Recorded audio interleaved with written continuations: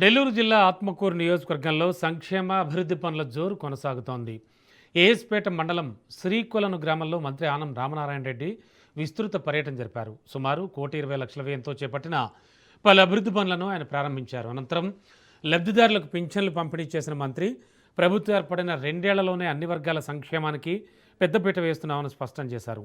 1వ తేదీనే క్రమం తప్పకుండా పింఛన్లు అందిస్తూ పేదల కళ్లల్లో ఆనందం చూస్తున్నామని ఆయన తెలిపారు.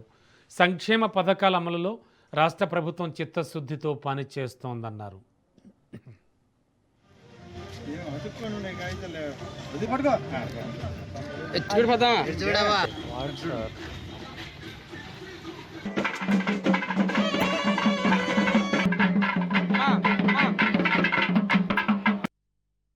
నాలుగు 4,820 మందికి 2,16,87,500 రూపాయల పెన్షన్ ని ప్రతి నెల ఈ నియోజకవర్గంలో అందిస్తా ఉంది.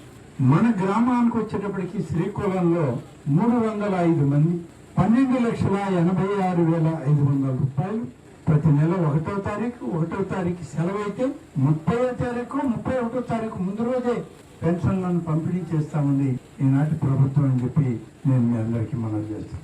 అన్ని కులాలు వర్గాలతో పాటు అగ్రవర్ణాలలో ఉన్నటువంటి పేద కుటుంబాలైనటువంటి బ్రాహ్మణులకు కూడా పెన్షన్లు ఇస్తా ఉంది ఈ ప్రభుత్వం.